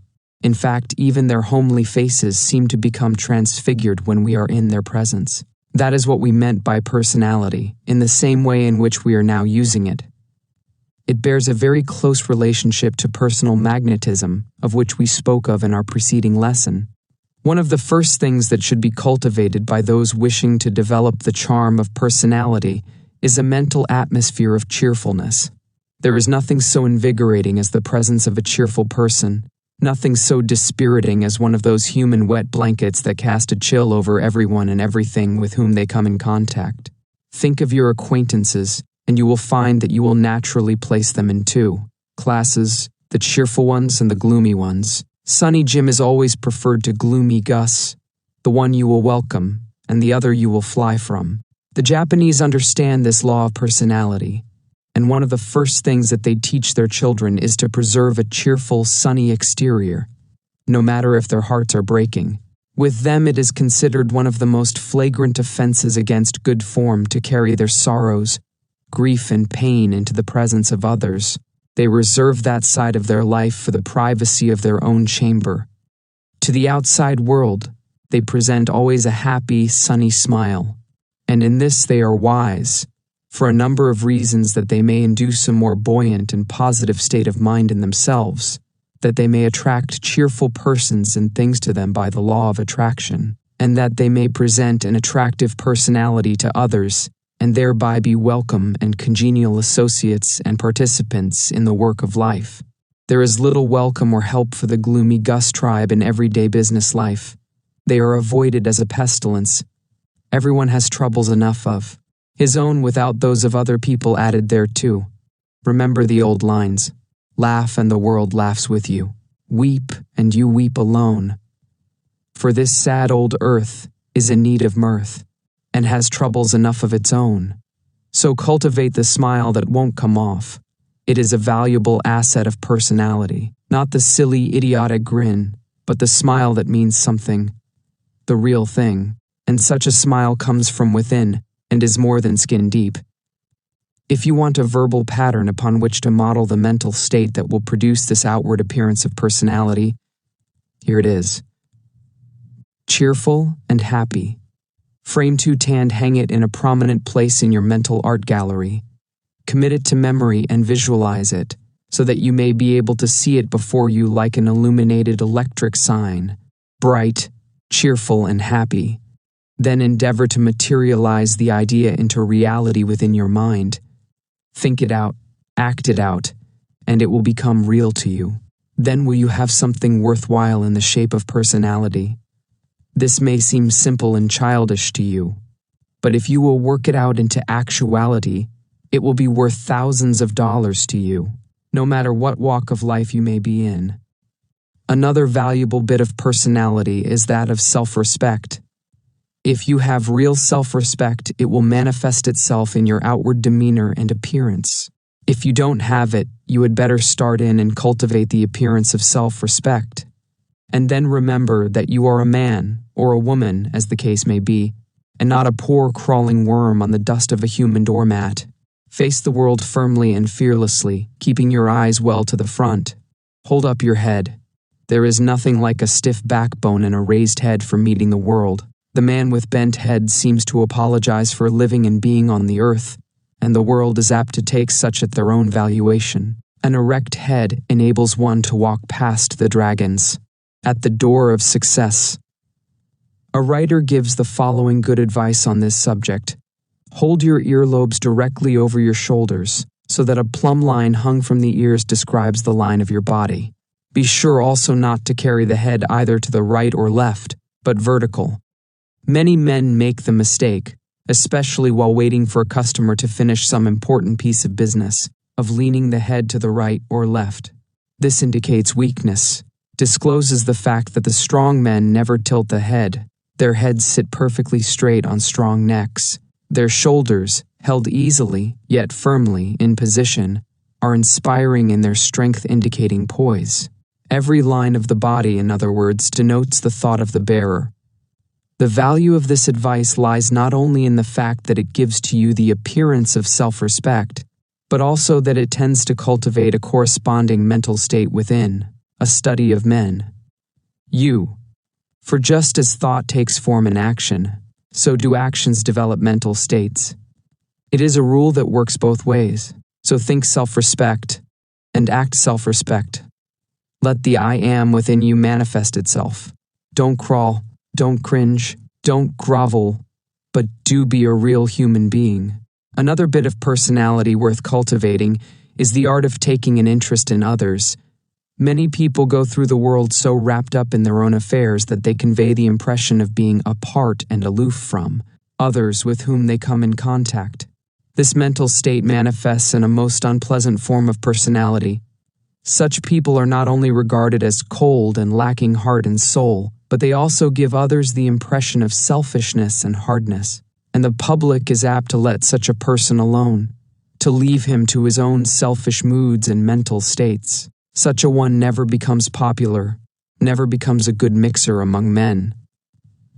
Taking an interest in others is an art that well repays the student of success to cultivate. Of course, one must always keep the main chance before him and not allow his own interests to suffer by reason of his interest in others. That goes without saying. For unreasonable altruism is just as one-sided as undue selfishness. But there is a middle course. You will find something of interest in every person with whom you come in contact, and if you will but turn your attention to that interest, it will manifest itself in such a way that the person will be conscious of it, will appreciate it, and will be glad to respond by taking an interest in you. This is not deceit, or time-serving, or flattery. It is the law of compensation working on the mental plane. You get what you give.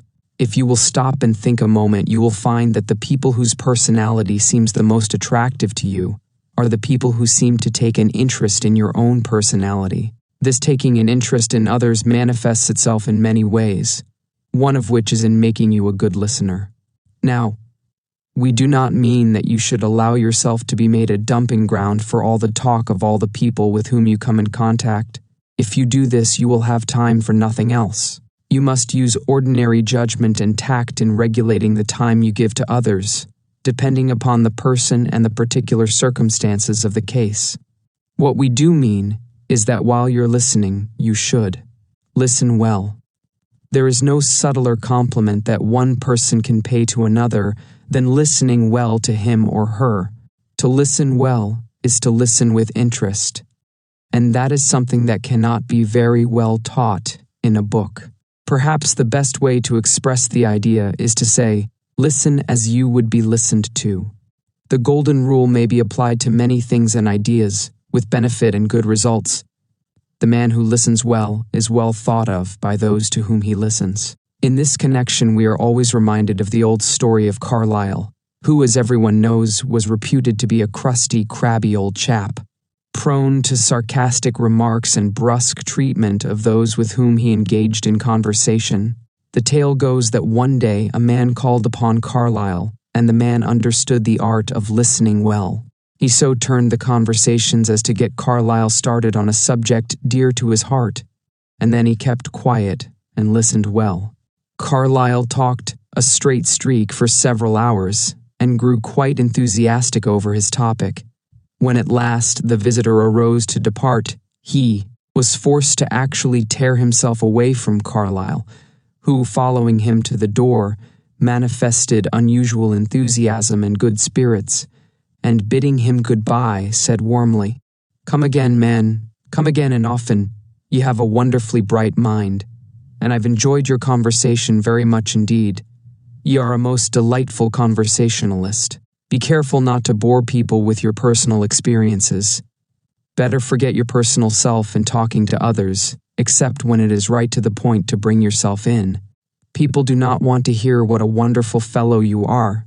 They want to tell you what wonderful people they are, which is very much more pleasant to them.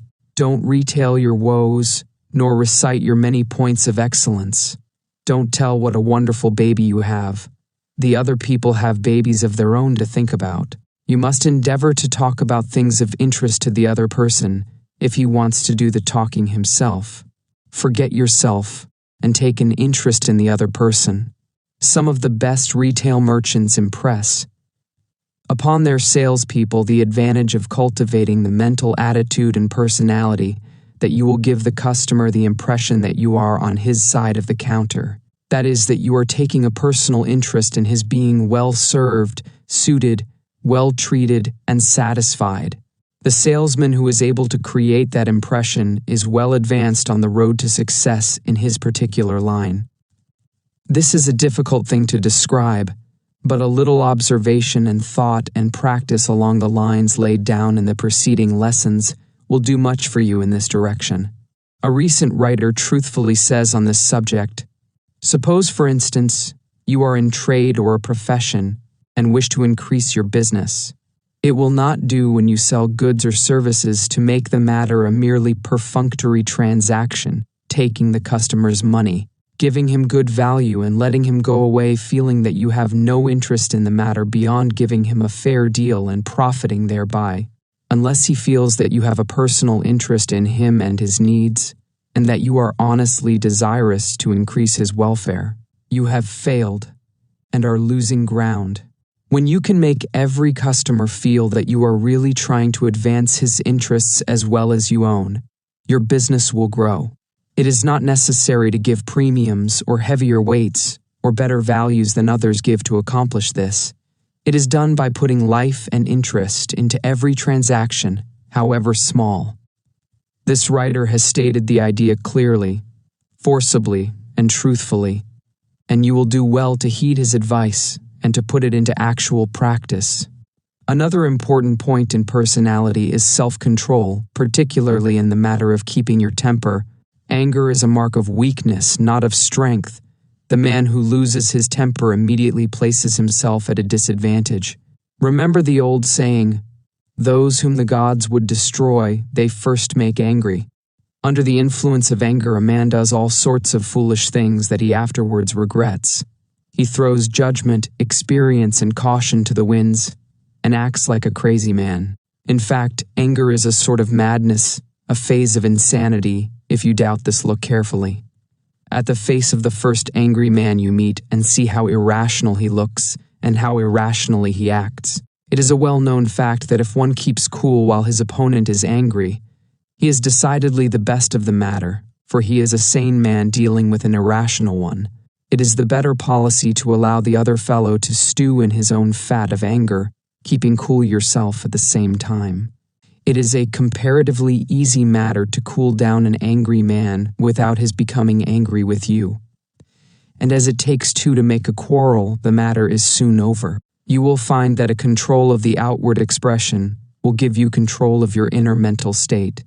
You will find that if you are able to control your voice, keeping it calm, steady, and low-pitched, you will not fly into a passion, and more than this, you will find by so doing that the voice of the other fellow will gradually come down from its loud, boisterous tones, and in the end both of you will be pitching your voices in the same key, and you have set that keynote. This is worth remembering. This control of the voice, it is a secret well worth knowing and practicing. While we are on the subject of voice, we would like to call your attention to a further control of voice, or rather a cultivation of voice.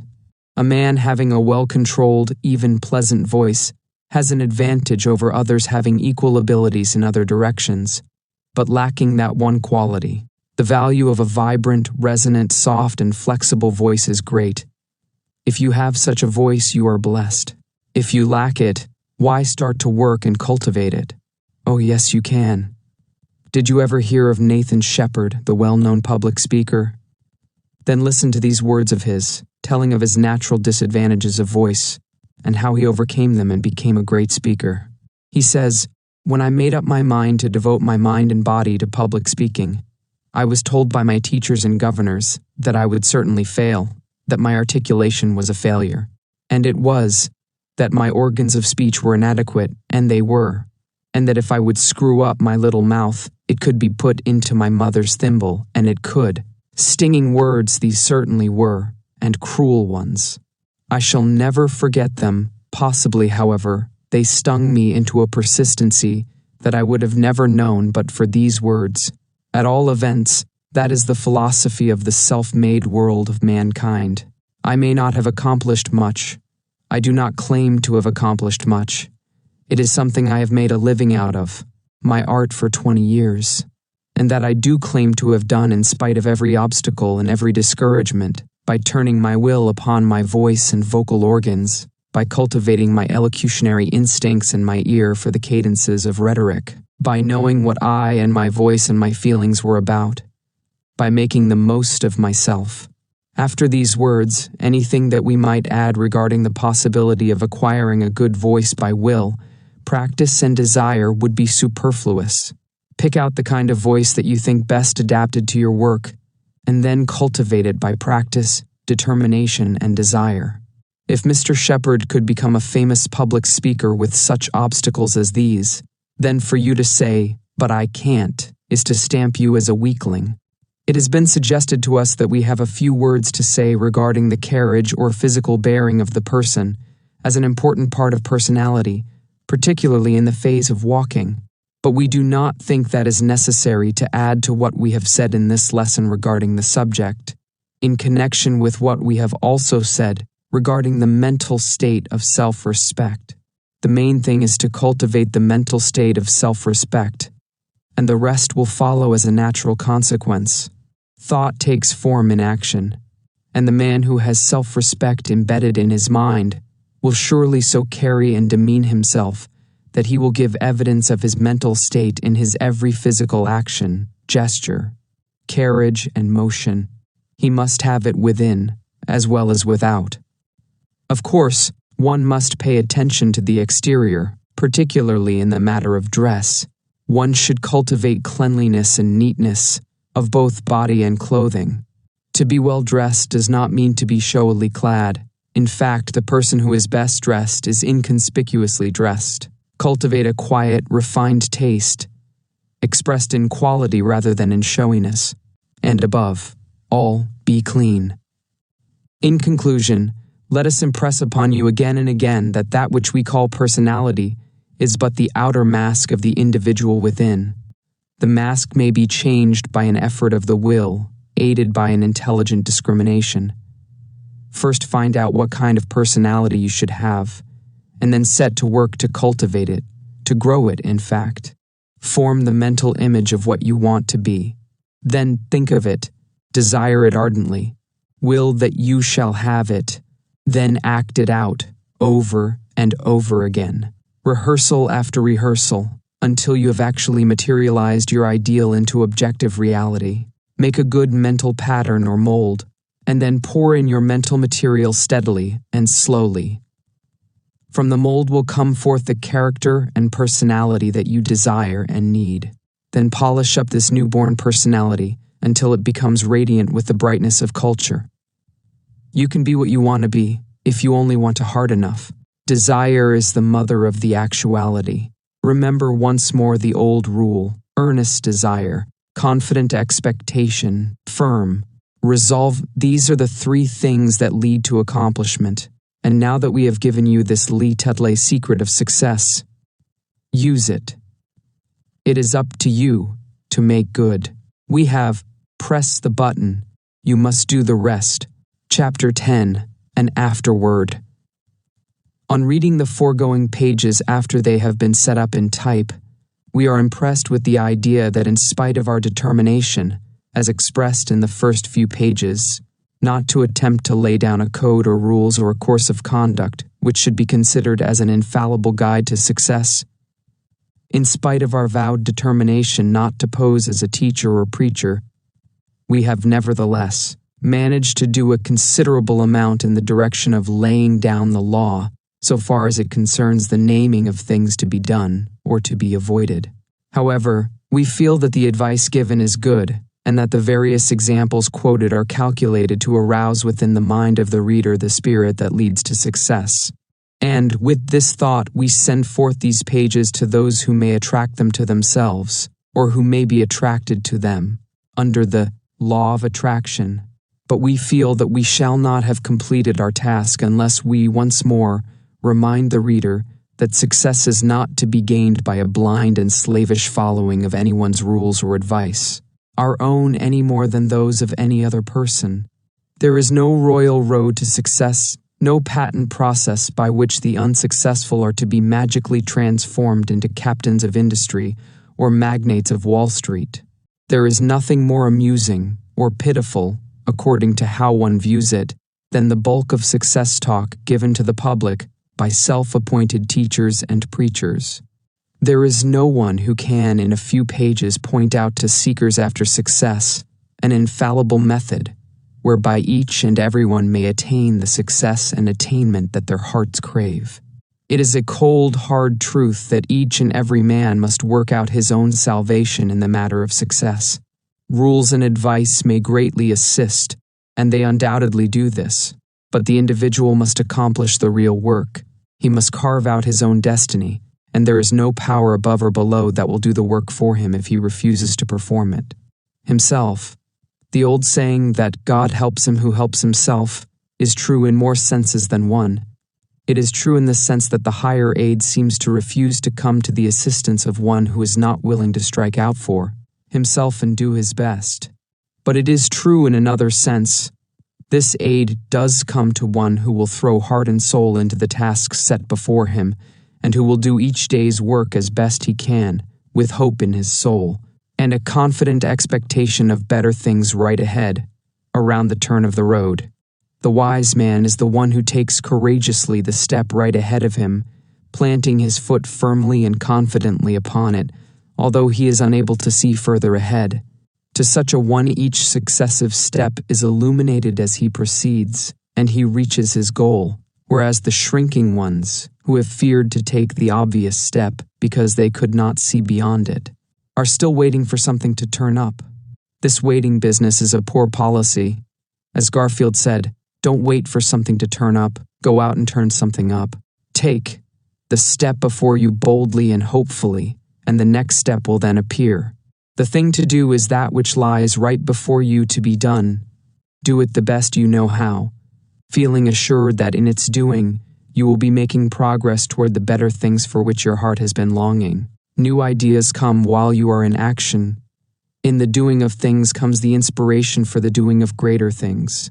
You can always get a better running start when in action, which will give you an advantage over the best standing start imaginable. Get into action and motion. In this little work, we have endeavored to call your attention to something of far greater importance than a mere code of rules and general advice. We have pointed out to you the glorious fact that within each of you there is a something, which, if once aroused, would give you a greatly increased power and capacity. And so we have tried to tell you this story of the something within, from different viewpoints, so that you might catch the idea in several ways. We firmly believe that success depends most materially upon a recognition and manifestation of this something within. We think that a study of the character and work of all successful men will show you that differ as they do in personal characteristics. They all manifest that consciousness of that something within them that gives them an assurance of inward power and strength, from which proceed courage and self-confidence. You will find that the majority of successful men feel that there is a something helping them, back of and behind their efforts. Some have called this thing by the name of luck, or destiny, or some such term. But it is all a form of the same recognition of an inward power, that they are helped in some way, although they are not quite sure of the nature of the helper. In fact, the majority of them do not stop to speculate upon its nature. They are too busy and are content with the knowledge that it is there. This something within is the individual, the I in each of them, the source of the power which men manifest when they express it. And this little book is written in the hope that to many, it may be the first step toward the recognition, unfoldment, and manifestation of this inward power. We earnestly urge you to cultivate this I am consciousness, that you may realize the power within you. And then there will come naturally to you the correlated consciousness which expresses itself in the statement, I can and I will, one of the grandest affirmations of power that man can make. This I can and I will consciousness is that expression of the something within, which we trust that you will realize and manifest. We feel that behind all the advice that we can give you, this one thing is the prime factor in the secret of success. The end.